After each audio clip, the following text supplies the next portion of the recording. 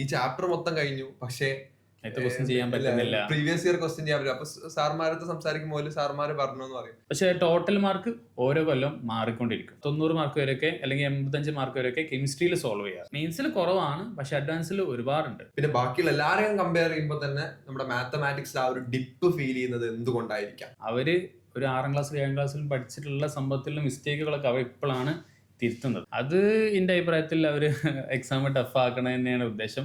ഫിസിക്സിനും കെമിസ്ട്രിക്കും ചെയ്യാനെടുക്കുന്ന സമയം അത്രയും മാത്തമാറ്റിക്സിന് നമ്മൾ ചെലവാക്കണം. Hello dear JEE aspirants, welcome back to Edupod. So നമ്മുടെ ജെഇ അഡ്വാൻസ് പ്രിപ്പറേഷനെ സംബന്ധിച്ചിടത്തോളം ലോകത്തിലെ ഏറ്റവും ടഫസ്റ്റ് എക്സാമുകളിൽ ഒന്ന് എന്ന് പറയപ്പെടുന്ന എക്സാമാണ്. മാത്രമല്ല അതിൽ ഏറ്റവും വലിയ കീറാമുട്ടിയായി സ്റ്റുഡൻസിനെ വലിക്കുന്ന ഒരു സബ്ജക്റ്റ് എന്ന് പറയുന്നത് മാത്തമാറ്റിക്സ് ആണ്. സോ നമ്മുടെ ജെഇ അഡ്വാൻസ് ക്രാക്ക് ചെയ്യാൻ മാത്തമാറ്റിക്സിൽ എസ്പെഷ്യലി നമ്മൾ ക്രിയേറ്റ് ചെയ്തിരിക്കേണ്ട preparation strategy, problem solving and JEE crack ചെയ്യാൻ വേണ്ട മൈൻഡ് സെറ്റ്, ഇതോടെയുള്ള ഒരുപാട് ഈ ഒരു ഡൊമൈനിലുള്ള കാര്യങ്ങളായിരിക്കും നമ്മൾ ഇന്ന് ഈ പോഡ്കാസ്റ്റിലൂടെ ഡിസ്കസ് ചെയ്യുന്നുണ്ടാവുക. സോ ഇന്ന് എൻ്റെ ഒപ്പം ഈ പോഡ്കാസ്റ്റിലേക്ക് വന്നിട്ടുള്ളത് നമ്മുടെ എഡ്യൂപോർട്ടിലെ മാത്തമാറ്റിക്സ് ഫാക്കൽറ്റിയും അതോടൊപ്പം തന്നെ IIT മദ്രാസ് അലൂമിനിയുമായിട്ടുള്ള അബ്ഷർ സാറാണ്. So Abshar sir, welcome to this podcast. ഇതിൽ നമ്മൾ ഒരു ജെഇ 2027 ആസ്പിറന്റും 2028 ആസ്പിറന്റും നിർബന്ധമായിട്ടും കണ്ടിരിക്കേണ്ട വീഡിയോ ആയിരിക്കും. സോ എൻ്റെ കാര്യങ്ങൾ നമ്മൾ ഡിസ്കസ് ചെയ്യുന്നതായിരിക്കും. സോ സാർ, ഞാൻ ഡയറക്ട്ലി ചോദിക്കാം, എന്തായിരിക്കാം മാത്തമാറ്റിക്സ് ഇത്രയും ടഫസ്റ്റ് പാർട്ട് എന്ന് പറയുമ്പോൾ എങ്ങനെയാണ് അത് ജെഇ അഡ്വാൻസിലെ കുട്ടികളെ എത്രത്തോളം ആണ് ആ ഒരു പ്രിപ്പറേഷൻ സൈഡ് എത്രത്തോളം സ്ട്രോങ് ആക്കേണ്ടതുണ്ട് കുട്ടികളെ? മാത്തമാറ്റിക്സ് ആണെന്ന് പറയാൻ കാരണം അത് മെയിൻസിലും അഡ്വാൻസിലും ഏതാണ്ട് ഒരുപോലെ തന്നെ വരുന്നത്. ഫോർ എക്സാമ്പിൾ, നമ്മൾ മെയിൻസ് എക്സാം കഴിഞ്ഞതിന് ശേഷം നമുക്കൊരു സ്കോർ കാർഡ് കിട്ടും. ആ സ്കോർ കാർഡിൽ നമുക്ക് NTA സ്കോർ എന്നുള്ള സംഭവം ഉണ്ടാവും. അതെന്താ ഉദ്ദേശിക്കുന്നത് വെച്ചാൽ പെർസെൻറ്റേജിനെയാണ് സൂചിപ്പിക്കുന്നത്.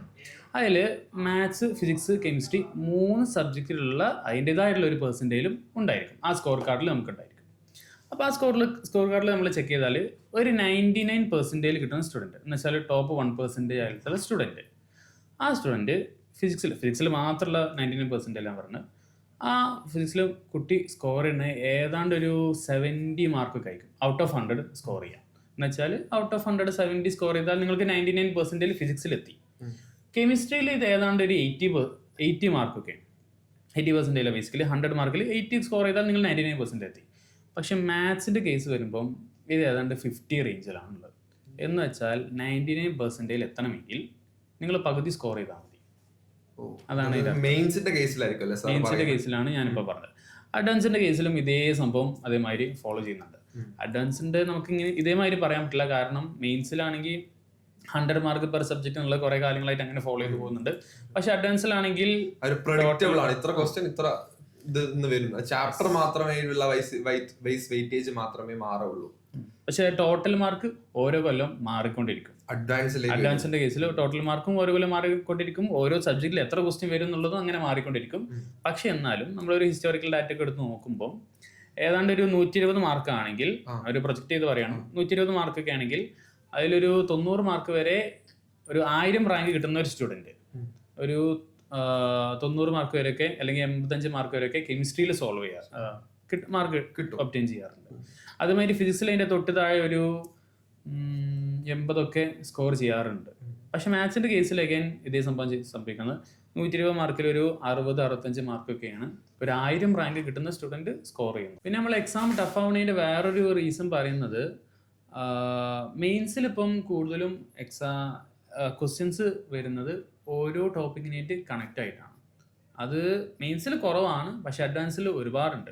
എന്ന് വെച്ചാൽ ഇപ്പം ഒരു ക്വസ്റ്റ്യന് സീക്വൻസിൽ വരുന്നുണ്ടെങ്കിൽ അത് ചിലപ്പം സീക്വൻസിൻ്റെ കൂടെ തന്നെ ട്രിഗ്നോമെട്രി വരും, ചിലപ്പോൾ കോംപ്ലക്സ് നമ്പേഴ്സും ഒന്നെന്ന് വരാം.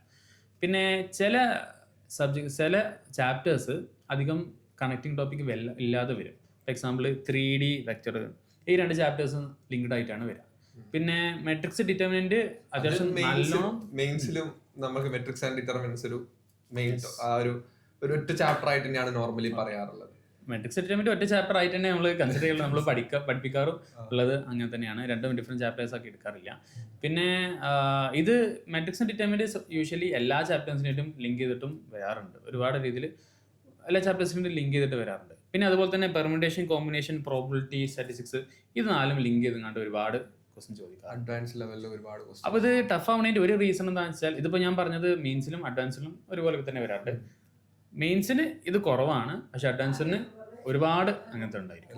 Connecting topic ഒരുപാട് 25 ഒരു 3-4 അല്ലെങ്കിൽ കൂടിപ്പോയാലൊരു 5-6 ക്വസ്റ്റ്യൻസ് മറ്റേ ലിങ്ക്ഡ് ആയിട്ട് വരുള്ളൂ. പക്ഷെ ഒരു അഡ്വാൻസ്ഡ് ക്വസ്റ്റ്യൻ ചെയ്യുമ്പോൾ അതിലൊരു മെയിൻ സംഭവം തന്നെ ഒരു ക്വസ്റ്റ്യൻ സോൾവ് ചെയ്യാനിപ്പോൾ 2 മെയിൻ ആയിട്ടുള്ള സംഭവങ്ങൾ ഉണ്ടാവുമെന്ന് വിചാരിക്കുക. 2 ചിലപ്പോൾ വേറെ.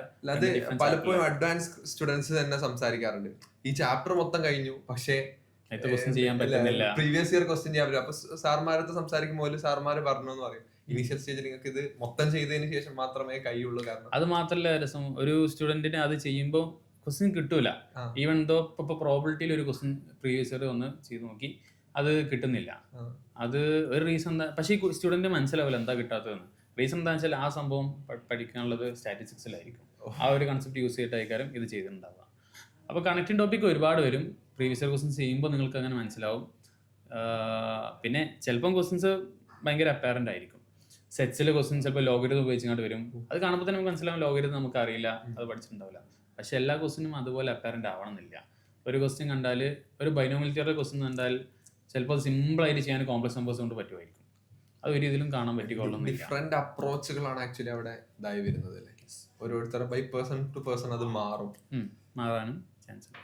അപ്പോൾ ഇതാണ് മാത്സ് ടഫാക്കുന്ന ഒരു റീസൺ. ബാക്കി എല്ലാ ചാപ്റ്റേഴ്സിൻ്റെ കണക്റ്റിംഗ് ആയിട്ട് ടോപ്പിക്ക് വരുന്നു എന്നുള്ളത്.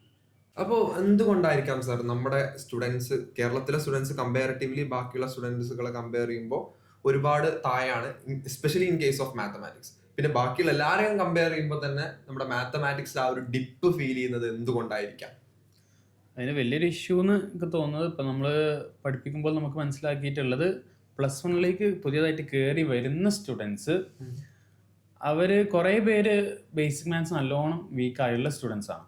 പിന്നെ +1 +2 ജെയിൻ്റെ സ്റ്റൈലൊക്കെ ഒന്ന് ഓക്കെ ആയി വന്നിട്ട് അവർ ഒരു 6ാം ക്ലാസ്സിലും 7ാം ക്ലാസ്സിലും പഠിച്ചിട്ടുള്ള സംഭവത്തിലുള്ള മിസ്റ്റേക്കുകളൊക്കെ അവർ ഇപ്പോഴാണ് തിരുത്തുന്നത്. ബേസിക്കലി നമ്മുടെ സ്റ്റുഡൻസിൽ കുറേ പേർക്ക് ബേസിക് മാത്ത് നല്ലോണം വീക്കായിട്ടുള്ളതാണ്. +1 വരുന്ന സ്റ്റുഡൻസിന് ഒരു 6th വരെയുള്ള മാത്തമാറ്റിക്സ് കാര്യമായിട്ടൊരു ഗ്രൗണ്ട് ബേസ് ഉണ്ടാവുള്ളൂ. അതിൻ്റെ മുകളിലേക്കുള്ളത് വലിയ ധാരണ ഉണ്ടാവില്ല. അതൊക്കെ ശരിയാക്കുന്നത് +1 ശേഷമാണ്. അതായത് നമ്മൾ മാത്സ് പഠിക്കണം എങ്ങനെയാണെന്ന് വെച്ചാൽ മാത്സ് ചെയ്താൽ മാത്രമേ അത് പഠിക്കാൻ പറ്റുള്ളൂ. മകപ്പിനുള്ള പറ്റിയ സാധനമല്ല. പിന്നെ കെമിസ്ട്രിനും ഫിസിക്സിനും വ്യത്യസ്തമാക്കുന്ന, മാത്സ് എന്താ വ്യത്യസ്തമാക്കുന്നത് വെച്ചാൽ, ഇപ്പോൾ നമ്മൾ ഗ്രാവിറ്റേഷൻ എന്നുള്ള ചാപ്റ്റർ പഠിക്കണം എന്ന് വിചാരിക്കാം. ഗ്രാവിറ്റേഷൻ പഠിക്കാൻ നമുക്ക് വേറെ ഒന്നിൻ്റെ ആവശ്യമില്ല. ഒരു ലോസ് ഓഫ് മോഷൻ ഫോഴ്സ് എന്നുള്ളൊരു ഐഡിയ അറിഞ്ഞിരുന്നാൽ മതി. അത് നമുക്ക് ഗ്രാസ്പ് ചെയ്യാനും ഇൻറ്റ്യൂറ്റീവായിട്ട് മനസ്സിലാക്കാൻ പറ്റുന്ന സംഭവമാണ്. പക്ഷേ നമ്മൾ മാത്തമാറ്റിക്സിൽ ഒരു സാധനം പഠിക്കണമെങ്കിൽ, ഒരു പുതിയ ടോപ്പിക് പഠിക്കണമെങ്കിൽ അതിന് ഒരുപാട് പ്രീ റിക്വസൈറ്റ്സ് ഉണ്ടാവും. അതിന് മുന്നേ പഠിക്കേണ്ട കുറേ ടോപ്പിക്കുകൾ ഉണ്ടാവും. ഇപ്പോൾ ക്വാഡ്രാറ്റിക് ഇക്വേഷൻ പഠിക്കണമെങ്കിൽ ബേസിക് ആയിട്ടുള്ള ആൾജിബ്ര എന്താണെന്ന് അറിയണം, സാധാ അരിത്തമെറ്റിക് അറിയണം. അങ്ങനെ കുറേ സാധനങ്ങൾ അറിഞ്ഞിരുന്നാലേ നമുക്ക് ക്വാഡ്രാറ്റിക് ഇക്വേഷൻ പഠിക്കാൻ പറ്റുള്ളൂ. അതുപോലെ തന്നെ എനിക്ക് തോന്നുന്നു മാത്തമാറ്റിക്സിൽ വരുമ്പോൾ, മാത്തമാറ്റിക്സ് അറിയാത്തൊരു സ്റ്റുഡന്റിനെ സംബന്ധിച്ചിടത്തോളം 1 ഡയമെൻഷണൽ മോഷനിലെയും 2 ഡയമെൻഷണൽ മോഷനിലെയും ഒരുപാട് ക്വസ്റ്റ്യനുകൾ സോൾവ് ചെയ്യാൻ പ്രശ്നങ്ങൾ ഉണ്ടാവും. ജനറൽ സയൻസിൽ മൊത്തം മാത്തമാറ്റിക്സ് ഇൻവോൾവ് ആയതുകൊണ്ട് തന്നെ അവിടെയും ബുദ്ധിമുട്ട് വരാൻ ചാൻസ് ഉണ്ട്. ഇലക്ട്രോ ഡൈനാമിക്സ് പാർട്ടിലേക്ക് പോകാൻ ഒരുപാട് സാധനങ്ങൾ നമുക്ക്, ഇന്റഗ്രേഷൻ ഡിഫറൻസിയേഷന്റെ ആപ്ലിക്കേഷനുകൾ ഇപ്പം മെയിൻലി നമുക്ക് അഡ്വാൻസിനാണ് വരുമെങ്കിലും ചിലപ്പോൾ ഒരു harder side of Jay main question ആണ് നമുക്ക് കിട്ടുന്നതെങ്കിൽ അവിടെയും നമുക്ക് ആവശ്യമായിട്ട് നോർമലി വരാറുണ്ടല്ലേ. അത് ഒരു ഇഷ്യൂ ആയിട്ട് വരാറുണ്ട്. പിന്നെ അതിന്റെ കൂടെ പറയാനുള്ളത്, മാത്സിൽ ഒരു ഡിപ്പ് എന്തായിരിക്കും ആക്ച്വലി വരുന്നത്? ഒരു ഓൾ ഓവർ ഇന്ത്യ നമ്മൾ നോക്കുമ്പോൾ, ഒരു സർ മുമ്പേ പറഞ്ഞു 90ഓളം കെമിസ്ട്രിയിൽ സ്കോർ ചെയ്യുന്നുണ്ട്. ബട്ട് സംഹൗ നമ്മുടെ മാത്തമാറ്റിക്സിലെ സ്കോർ എന്ന് പറയുന്നത് ഒരു 50-60 ആ ഒരു ലെവലിലാണ് നിൽക്കുന്നത്. ഏതാണ്ട് ഒരു 30 to 40 മാർക്കിന്റെ ഗ്യാപ്പ് വരുന്നുണ്ട്. അത് എന്തുകൊണ്ടായിരിക്കാം സാറുടെ ഒപ്പീനിയൻ? അത് എന്റെ അഭിപ്രായത്തിൽ അവർ എക്സാം ടഫ് ആക്കണത് തന്നെയാണ് ഉദ്ദേശം. ഇന്ത്യൻ നമ്മൾ പോകുന്നത് ജെഇ എഴുതുന്നവരെല്ലാവരും എഞ്ചിനീയറിംഗിന് വേണ്ടിയിട്ടാണുള്ള ഇതിൽ പോകുന്നത്. എന്നാലും കുറച്ച് പേര് സയൻസ് റിലേറ്റഡ് ഇതിന് പോകുന്നുണ്ട്, പക്ഷേ പ്യുവർ സയൻസിലേക്ക് പോകുന്നുണ്ട്. ഇത് എഞ്ചിനീയറിംഗ് ആണ് ഫോക്കസ് ചെയ്യുന്നത്. എഞ്ചിനീയറിംഗിൽ മാത്തമാറ്റിക്സ് വേണം. മാത്തമാറ്റിക്സിൽ ഉള്ളവരെ ഫിൽട്ടർ ഔട്ട് വേണ്ടി ചെയ്യാൻ വേണ്ടി മാത്രമുള്ളതാണ് ഈ സംഭവം. പിന്നെ മാത്രമല്ല, എക്സാമിൽ നമ്മൾ ഒരു കാര്യം കൂടി പറയാറുണ്ട്, ഫിസിക്സിനും കെമിസ്ട്രിക്കും ചെയ്യാനെടുക്കുന്ന സമയം അത്രയും മാത്തമാറ്റിക്സിന് നമ്മൾ ചെലവാക്കണം. ഫിസിക്സ് പ്ലസ് കെമിസ്ട്രിക്ക് എടുക്കുന്ന സമയം എന്നാലോ കിട്ടുന്ന സ്കോർ ലോ ആണ്. സ്റ്റിൽ എന്ന് വെച്ചാല് ലെങ്തി ആണ് ക്വസ്റ്റ്യൻസ് എന്നുള്ള പാർട്ടായിരിക്കും സാർ കടന്നു വരുന്നത്. 3 മണിക്കൂറിന്റെ എക്സാം ആണെങ്കിൽ അതിൽ 1.5 മണിക്കൂർ നമ്മൾ ഫിസിക്സും കെമിസ്ട്രിയും തീർക്കണം, ബാക്കി 1.5 മണിക്കൂർ മാത്സിനുള്ളതാണ്. അങ്ങനെ നമ്മൾ ചെയ്യണം, കാരണം മാത്സിലെ എല്ലാ ക്വസ്റ്റ്യൻസും അത്രയും ലെങ്തിയാണ്. പിന്നെ നമ്മുടെ IIT JEE എന്ന് പറയുമ്പോൾ ഒരുപക്ഷെ ചിലപ്പോൾ ഇത് കാണുന്ന +1 +2 സ്റ്റുഡൻസ് ഉണ്ടാവും. അപ്പൊ അവർക്ക് ചിലപ്പോൾ എന്താണ് IIT JEE എന്നുള്ളത്, ഒരുപക്ഷെ IIT-കളിലേക്ക് എത്തേണ്ട എക്സാം ആണെന്നുള്ളത് അതിന്റെ മോഡ് എങ്ങനെയാണ്, അതായത് പേപ്പർ 1 പേപ്പർ 2 എന്നൊക്കെ പറഞ്ഞിട്ടുണ്ട്. സോ അതിനെ കുറിച്ച് എങ്ങനെയാണെന്ന് സാർ ഒന്ന് എക്സ്പ്ലെയിൻ ചെയ്യാൻ പറ്റും? അഡ്വാൻസിന്റെ സിലബസ് മാത്രം, സിലബസിൽ അഡ്വാൻസിന്റെ പാറ്റേൺ മാത്രം. അഡ്വാൻസിന് മൊത്തത്തിൽ 2 എക്സാം ആയിട്ടാണ് നടക്കുക. പേപ്പർ 1 പേപ്പർ 2 രണ്ടും ഒറ്റ ദിവസം തന്നെ നടക്കും. ഒന്ന് ഉച്ചയ്ക്ക് മുന്നേ ഉച്ചയ്ക്ക് ശേഷം ആയതുകൊണ്ട് 2 പേപ്പർ നടക്കും. രണ്ടും നിങ്ങൾ അറ്റംപ്റ്റ് ചെയ്യേണ്ട സംഭവം തന്നെയാണ്. മൊത്തം 3 മണിക്കൂർ + 3 മണിക്കൂർ 6 മണിക്കൂറിന്റെ എക്സാമിനേഷൻ. അതിൽ യൂഷ്വലി രണ്ടിൻ്റെയും പാറ്റേൺ ഏറെക്കുറെ സെയിം ആയിരിക്കും. സാധാരണ അഡ്വാൻസ് പേപ്പറിൽ നമുക്കൊരു ഏതാണ്ട് ഒരു 16-17 ക്വസ്റ്റ്യൻസ് ഒക്കെ നമുക്ക് ഒരു സബ്ജക്റ്റിൽ പ്രതീക്ഷിക്കാം. അത്ര തന്നെ ബാക്കി 3 സബ്ജക്റ്റിലും പ്രതീക്ഷിക്കാം. അതിൽ സാധാരണ കണ്ടുവന്നിട്ടുള്ള പാറ്റേൺസ് വെച്ചാൽ പേപ്പർ 1 പേപ്പർ 2 16-15 ക്വസ്റ്റ്യൻസ് തന്നെയാണ്. അതും നിർബന്ധമില്ല, അതും മാറാറുണ്ട്. അത് ഏതാണ് IIT നടത്തുന്നത് ഓരോ ഇഷ്ടപ്രകാരമാണ്. ചിലപ്പോൾ സെയിം ആയിരിക്കും. ചിലപ്പോൾ പേപ്പർ 1 ഒരു സബ്ജക്റ്റിൽ 16 ക്വസ്റ്റ്യൻ ഉണ്ടാവുള്ളൂ, പേപ്പർ 2 ചിലപ്പോൾ 18 ക്വസ്റ്റ്യൻ ഉണ്ടാവും. യൂഷ്വലി 16, 17, 18 ആ ഒരു റേഞ്ചിലാണ് ഉണ്ടാവാറുള്ളത്. പിന്നെ പാറ്റേണിൽ ഏതൊക്കെ സെക്ഷൻ ടൈപ്പ് ക്വസ്റ്റ്യൻസ് വരുന്നത്, ഒന്ന് സിംഗിൾ കറക്റ്റ് ക്വസ്റ്റ്യൻസ് വരാറുണ്ട്. കറക്റ്റ് ആക്കിയാൽ 3 മാർക്ക് കിട്ടും, തെറ്റാക്കിയാൽ -1 എന്നുള്ള ടൈപ്പ് സംഭവങ്ങൾ. ഒരു ഓപ്ഷൻ മാത്രമേ കറക്റ്റ് ഉണ്ടാവുള്ളൂ. പിന്നെ 1 or more than 1 correct options ഉള്ള ക്വസ്റ്റ്യൻസ് ഉണ്ടാവും. ഒരു ABCD ആൻസർ ഉണ്ടാവും. അതിൽ ചിലപ്പം Aയും Cയും മാത്രമായിരിക്കും കറക്റ്റ് ആൻസർ ഉണ്ടാവുക. അത് നമ്മൾ Aയും Cയും മാർക്ക് ചെയ്യേണ്ടി വരും. Aയും Cയും മാർക്ക് ചെയ്താൽ 4 മാർക്ക് കിട്ടും. A മാത്രം മാർക്ക് ചെയ്താൽ മൈനസ് മാർക്ക് ആണല്ലേ? അത് ഡിപ്പെൻഡ് ചെയ്യും. അത് പല എക്സാമിനനുസരിച്ച് മാറിയിട്ടുണ്ട്. 2015-ലാണ് ഈ ഒരു സിസ്റ്റം IIT ബോംബെ ആദ്യമായിട്ട് കൊണ്ടുവന്നത്. ആ സമയത്ത് കൊണ്ടുവന്നപ്പം അവർ ചെയ്തെന്താന്ന് വെച്ചാൽ, ഫോർ എക്സാമ്പിൾ Aയും Cയും മാത്രമാണ് കറക്റ്റ് എന്ന് വിചാരിക്കും. Aയും Cയും മാർക്ക് ചെയ്താൽ 4 മാർക്ക് കിട്ടും, വേറെ എന്ത് മാർക്ക് ചെയ്താലും -2. അങ്ങനെ ഒരു സിസ്റ്റം ആയിരുന്നു അവർ കൊണ്ടുവന്നിരുന്നത്. അപ്പോ ഓരോ വർഷത്തിനനുസരിച്ച് എക്സാമിന്റെ പാറ്റേൺ ചേഞ്ച് ആവും. അതല്ലാതെ നമ്മുടെ എക്സാം എന്താണെന്ന് ഹൈലി അൺപ്രഡിക്റ്റബിൾ എക്സാം ആണ്. ഇത് വന്നപ്പോൾ അത് വലിയൊരു ബുദ്ധിമുട്ടായിരുന്നു. ഇങ്ങനെ ചെയ്യുമ്പോൾ ഒരു സ്റ്റുഡന്റ് എന്താ ചെയ്യുക? അപ്പോ അല്ല, നോർമലി ബാക്കിയുള്ള എക്സാമുകളുടെ സ്റ്റുഡൻസ് ഒന്നും എന്തില്ല, ഇൻസ്ട്രക്ഷൻസ് വായിച്ചു നോക്കൂല. സോ ഇൻസ്ട്രക്ഷൻ ഓൾസോ വായിച്ചു നോക്കണമാണ് നമ്മുടെ JEE അഡ്വാൻസ് എക്സാം എന്ന് പറയുന്നത്.